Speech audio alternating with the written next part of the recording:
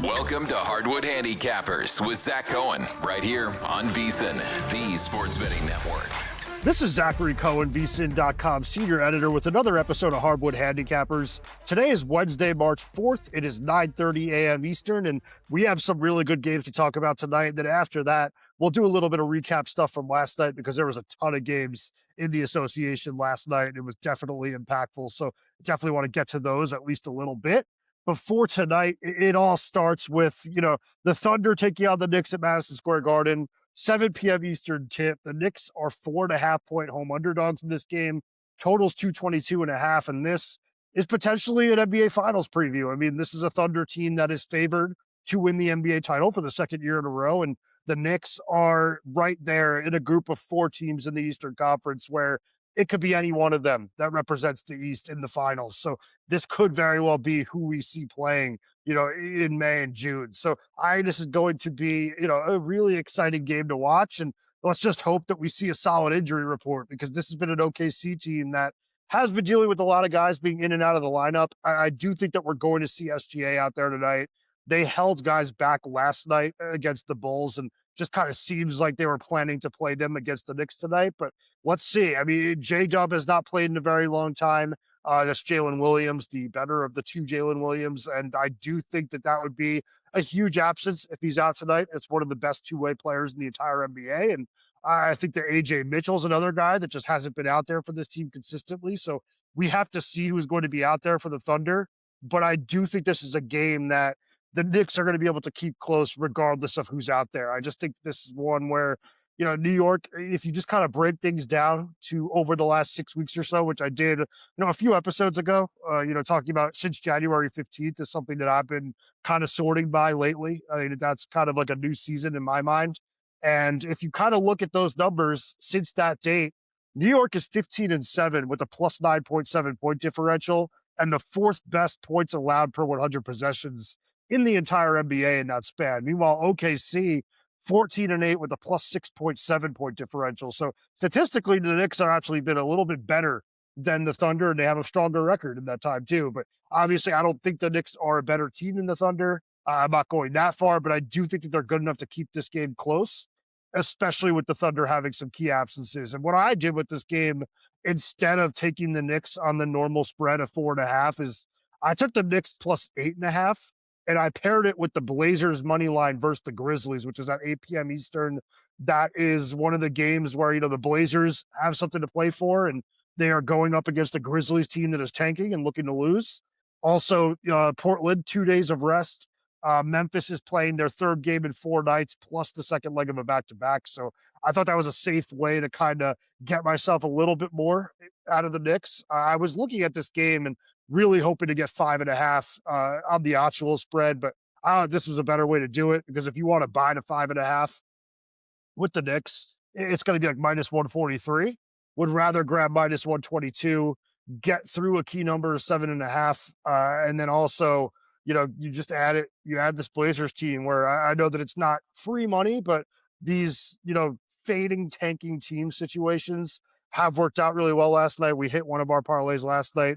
I guess Kelly Bidlin hit like $1 million of his yesterday too, because there were no real surprises in the NBA last night. And hopefully there won't be any tonight because I think this is a really good way to get a better number. And just as far as this game tonight goes, I will say, I'm really looking forward to seeing how the Knicks front court looks against the Thunder front court. If Hartenstein is out there for the Thunder this evening, it'll be interesting to see how Karl-Anthony Towns holds up for the Knicks. I mean, he's been playing so well defensively. He's been doing a lot of dirty work for them. He's kind of been doing everything that, you wouldn't have expected him to do earlier in the season. And for large stretches of this season, he just was not playing well as kind of your defensive-minded big.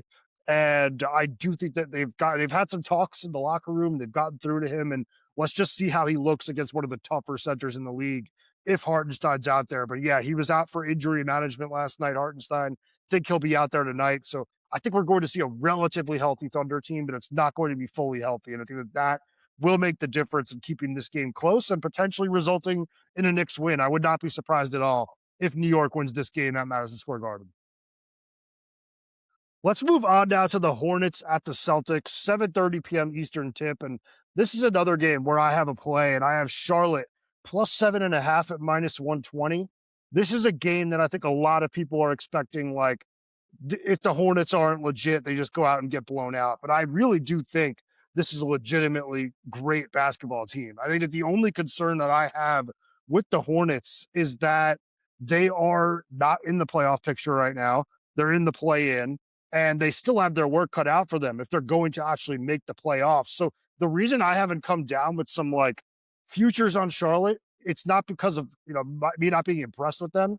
It's because I want to make sure that they're actually in the 18 field come the NBA playoffs before I throw a little something on them. But once they are, or if they are, I really do think I'm going to have something on the Hornets to win the Eastern Conference. I just really think that I keep talking about this conference like it's 4 teams. Charlotte would be my 5th right now, and they are every bit as good as the teams that are in those top 4 right now. I think that you look at last six weeks, like I've been breaking it down, since January 15th, this team is 17-5 with a plus 11.3 point differential. That's like juggernaut stuff. I mean, Boston is 17-5 with a plus 12 point differential. And, this is now the betting favorite to win the Eastern Conference. So there hasn't been a lot separating these teams over the last 6 weeks. And the Hornets number 2 on offense in that span, 121.4 points per 100 possessions. Number 6 on defense, 110.1 points allowed per 100. They just have the statistical profile of a contender. And I know this is the second leg of a back-to-back for Charlotte, but last night's game really was not very stressful. This is also a third game in 4 nights for Boston, so it's not like the Celtics are, completely well rested. Like they did have the luxury of being off last night, but not sure that that's going to make them come out here with like the freshest legs in the world against a Hornets team that is like the most tired team in the world. I think this is going to be 2 relatively even teams in terms of rest, and I really trust the Hornets to find a way to keep this game close. So I think the plus 7.5 is something you want to take. Honestly, I'd really look at these teams right now. And with Jason Tatum still out, assuming he does not play tonight, which I don't think he's supposed to, although the last time I did say that, it was Giannis with the Bucks and he ended up playing. But yeah, I don't think that Tatum's supposed to be out there. And as long as Tatum's not out there, when you actually look at these rosters, Charlotte has the more talented roster. And I think the coaching is a strength for the Hornets. I mean, Charles Lee is a guy that worked under Joe Mazzulla on that championship team, and he's learned from some great coaches. He's now getting like the most out of this young Hornets team, and I just think that the coaching familiarity that Lee has with Mazzulla will help him quite a bit actually in this game. And I should also mention that Charlotte on the second leg of road back-to-backs this year, 5-1 both straight up and against the spread. So I think that this Hornets team's a little bit too good to be getting 7.5 against any Eastern Conference team, even on the road. And I'll just keep saying, like, this team has been unbeatable ever since they've put together this starting 5 of LaMelo Ball, Con Knipple, Brandon Miller, Miles Bridges, and Musa Diabate. And we just haven't seen anything shake that up, really. And I mean, I would not be surprised if Charlotte loses this game, but I don't really think they're going to be blown out or lose in lopsided fashion. I think the Hornets will have an opportunity to win this game late. And I'm thinking 7.5 is enough for them to cover, even in a scenario where like Boston starts, making free throws at the end of the game and Charlotte's fouling. I think that this is enough points for a Hornets team that has just done nothing but win lately. And I do think that the Celtics are still somewhat vulnerable inside. Like I know that Cade has been great this year. I know they got Vooch at the deadline, but I do think Diabate, with his energy and just ability to impact the game on the offensive boards, could be an X factor here. And I like Brandon Miller to just kind of make Jaylen Brown work on both ends of the floor. So I think this is a game that's going to be really, really fun to watch. And I do think it's a game where the road team is absolutely worth a look. If you're looking to sharpen your edge this NBA season, VSiN Pro is where to start. Get advanced analytics, player prop projections, and expert insights used by serious bettors every day. Try it out for only $9.99 for your first month and see what smart bettors are using to beat the books. Head to vsin.com/subscribe and check out all of our subscription options. I keep saying it's the best time of the year to join with that $9.99 offer, and I mean it.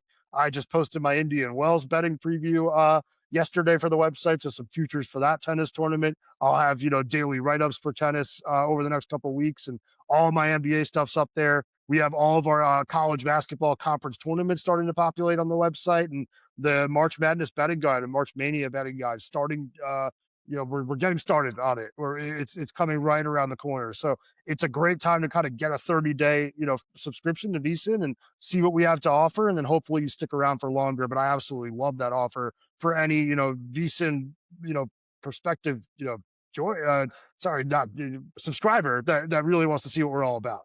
All right, let's move on now to Hawks at Bucks, 9:30 p.m. Eastern. This is another game that I think is going to be really interesting to watch. I think that Milwaukee completely embarrassed themselves against Boston the other night. Giannis Antetokounmpo returned to action. Like everybody in the world was kind of expecting them to win that game, especially with the Celtics sitting Jaylen Brown.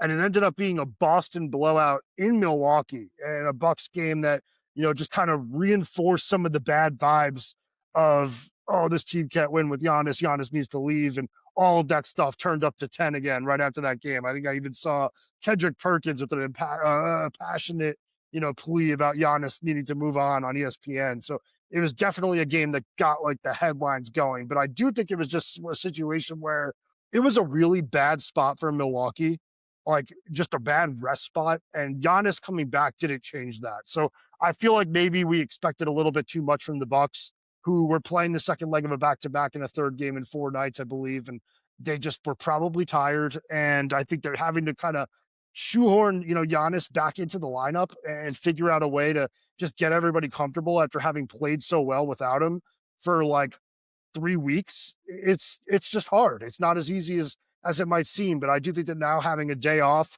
another day of practice and preparation to get ready and just know that Giannis will be out there, it's definitely going to be a benefit to this team. And I do think this is a really good buy low spot on Milwaukee. So I took the Bucks at minus 115. And I will just kind of say that, I think this is a game where sharp bettors are on Milwaukee. I mean, I looked at our VSiN betting splits page, also available to VSiN Pro subscribers, just something that absolutely you must look at every single morning and, right before tip off, just to see where the public action is, where the sharp action is. But in this game, there's a little over 60% of the public bets. The bets on this game are on the Atlanta Hawks. However, majority of the handle is on Milwaukee, and the spread is, frozen at 1.5. So I think that there is sharp money preventing a line movement towards the popular side of Atlanta. And that makes me feel even better about the Bucks, because I honestly think the Bucks are the better team between these two. I keep saying, I've been saying for weeks now, that if there's any team in the Eastern Conference that's going to fall out of the play-in and make room for a team like the Bucks, it's the Hawks, who I just don't think are very good on either end of the floor right now.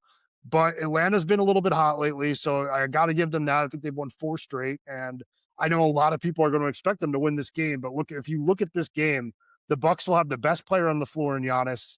They have a serious home court advantage, and I believe they have more motivation than the Hawks, because like I just said, this Milwaukee team wants to make the postseason. Giannis really wants to make the postseason. So if they want to do it, this is the type of game that you absolutely must win, because it's a team in front of you. You could make some real ground in the standings by winning this game at home. And I do think this is a game where I really like Miles Turner to, kind of win the center position matchup. And I think that the guards for this Milwaukee team are going to be able to create against a good defensive backcourt in Atlanta. And just overall, I think that if Giannis is out there for 28 minutes, I just think this is a game they're going to win. I really do. And I know that Giannis only played 25 minutes against Boston the other night, but I kind of wonder if he was going to be able to play more if it was a closer game, and if he's going to be able to play more with that game now being a couple of days ago and, coming off some rest last night. But I do think this is a spot where it's the Bucks for me. It's the Bucks all the way. And I know Atlanta has 2 days of rest, and this is a 3 games and 4 nights for Milwaukee again. So it's not a great rest situation for the Bucks again. But I still just kind of think that there's a big enough gap between these teams in terms of just what I'm expecting of them the rest of the season, that in Milwaukee, I think the Bucks win this game. Last game that I want to talk about is the Pacers and the Clippers. I don't have anything on this game right now, but I do really like Yannick Niederhauser to potentially go over his points and rebounds number. I just need to know what that number is going to look like. It's not listed anywhere right now, but if it's anywhere in the same range that it's been lately of 10.5, 11.5, even maybe 12.5, I think that this is worth an overplay. I mean, he's had 13 plus combined points and rebounds in 4 consecutive games. he just had 20 against the Warriors and kind of swung that game with his shot blocking, his activity around the basket and everything. And he's just really, really growing over the course of this season. And he's a player that I think can make his mark against this Pacers team. And I mean, Indiana is number 29 in the league defending inside 10 feet, number 30 defending pick and roll rollers, and number 21 defending putbacks. And also Indiana is just 29th in the NBA in rebound rate. And I just think this is a game where, Niederhauser is going to play well in his important minutes, like his, late first quarter, early second quarter minutes. I expect him to play very, very well. And then end of third quarter as well, like when he's in, off the bench. But I also think there's a chance that this ends up being a blowout and the Clippers just have Niederhauser in there for most of the fourth quarter as opposed to Brook Lopez, who's older and, they might want to get him some rest. So I think this is a game where we're going to see Niederhauser get more minutes than usual. And I just think this is one to keep an eye on. And I will be, keeping an eye on it myself. And if I do add something for this, I will throw it over at vsin.com in my story. And you'll see it on the VSiN Pro Picks page as well. But I do really like Niederhauser to have a big game tonight. It's just going to need to be a number that I'm comfortable with. But yeah, I think this is a guy that is really starting to make an impact for this team. And even over the last 11 games, averaging 11.8 points in rebounds, 6.8 points, 5.0 rebounds in 16.4 minutes. And like I said, even better lately. I think the game against the Warriors kind of looked like a guy that could be a future star at the center position. He's so raw and he still has so much room to grow, but he's got some really impressive skills. And also, like, for an energetic big that like blocks shots and dunks everything, pretty good free throw shooter. Like, I think that he's got decent touch on his free throws. I've been really impressed with him. I think this guy's like a stud for them. And I think that, trading Zubats to the Pacers, like, I think that part of that had to do with them being pretty confident that they might have a future starting center in Niederhauser. But yeah, I think this is going to be a game where he does make his mark again. And yeah, I think that's going to be one to keep an eye on. All right. Well, I said I wanted to recap some of the things we saw last night. And I think the best place to start is that it was another night where fading the tanking teams and throwing together a parlay of the favorites ended up being a profitable strategy. And I know that that's a Gil Alexander strategy. The host of A Numbers Game co-host is Kelly Biblin, who joins this podcast all the time.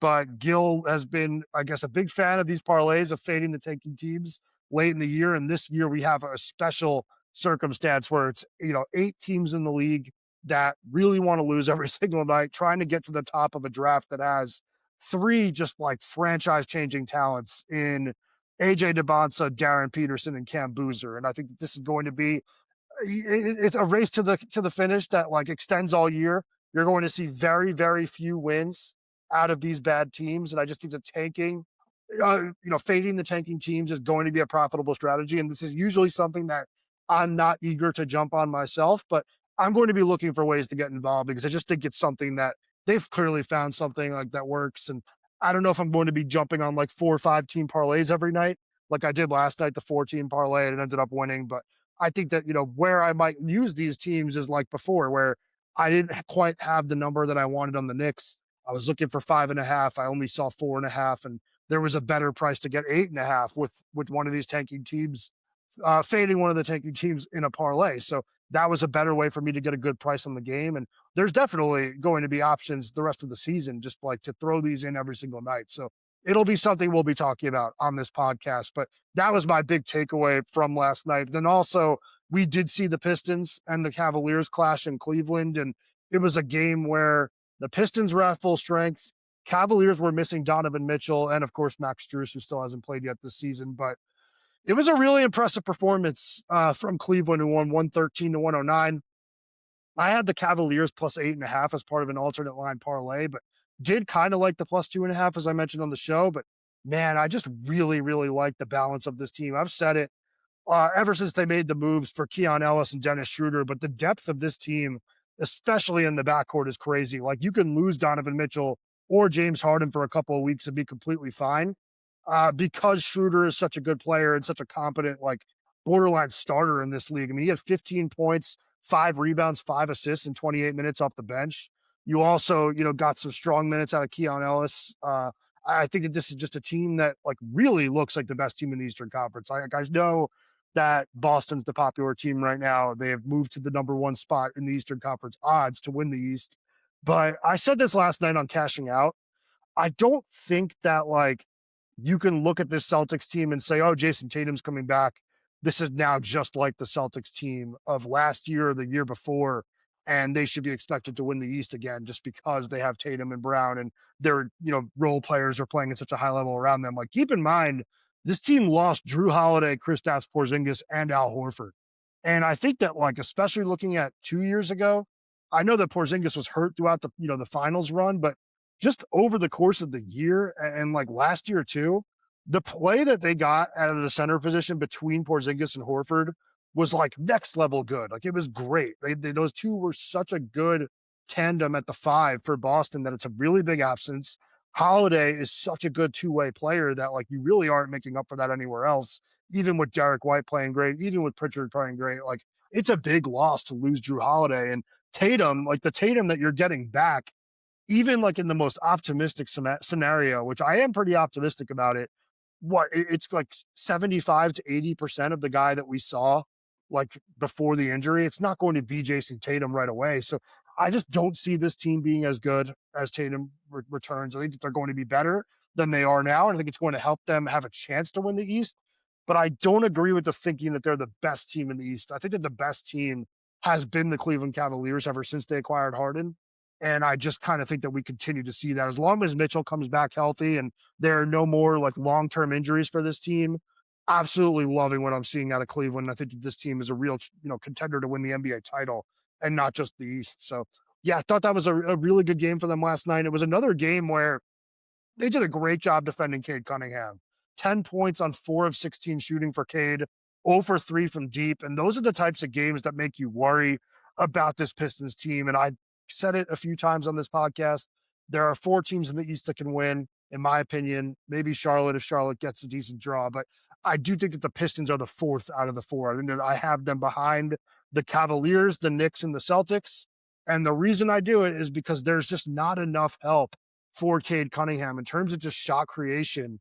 I don't know what you're doing on a night where Cade's off, and there could be plenty of evenings where like Cade's not playing like a 35-point guy in the postseason where teams are throwing their best defender on him, sending help his way, getting physical with him. There's just a concern for me with this team and what the kind of makeup of the roster looks like. And I understand they didn't want to shake things up and blow it up at the deadline by acquiring a second star or like a secondary shot creator. But I think that they're going to kind of use this test this offseason, use this test of the postseason to see like what the kind of weaknesses and where this team comes up shorthanded. And I think that they're going to find that they need another guy that could create on the ball to pair with, Cade and Duren. I think it's not going to be easy for them to maybe move on from a Tobias Harris, who's like a locker room leader for them, one of the few veterans on the team, one of the few guys on the team that actually has legitimate playoff experience. But at some point, I feel like they're going to have to make that decision, and it might be tough, but that's just where I fall short of saying Detroit is as good as everybody else. And I think that, that game by Cade last night allowed the Pistons to lose. So I think that those were my 2 big takeaways from last night. Not a lot much else for me. I mean, it was a lot of teams playing against taking teams, but I do think it was something that we learned a little bit from. Attention to any listeners who are new to VSiN, signing up for our free daily newsletter is a great way to catch up. Delivered straight to your inbox every morning, VSiN's newsletter offers picks, data, and strategies for the day's betting menu. Sign up for free now at vsin.com/newsletter and start receiving your free newsletter tomorrow morning. That's vsin.com/newsletter. Stay ahead of the game and bet smarter with VSiN. All right, well, let's recap the best bets that we have for tonight before I send you off. I have a parlay with the Knicks alternate plus 8.5 versus the Thunder, with the Blazers money line against the Grizzlies at minus 122. I have Hornets plus 7.5 at minus 120 versus the Celtics. And I have Bucks money line at minus 115 versus the Hawks. Then, as I mentioned, I'm keeping an eye on Niederhauser. I would really like to take the over on his player points and rebounds, but we need to see what that number looks like. If it's a little bit too high, I might stay away. But I do think he's going to have a good game against the Pacers. So it's those 3 picks for me right now. Head over to vsin.com if you want to see what these write-ups look like in a little bit. But I do think this is a really good time to be a VSiN pro and just kind of see everything that we have on the website for NBA fans and just fans of all sports. And hopefully we could, stay strong after last night. We went undefeated last night. That was straight. That was great after, we had a couple slow days over the weekend, but getting, back into the green was very, very nice a couple days ago. And then last night, the sweep was great. So hopefully we can have another winning night this evening. And then make sure you join me for a Thursday edition of Hardwood Handicappers, where hopefully I'll be joined by Jonathan Montalvo.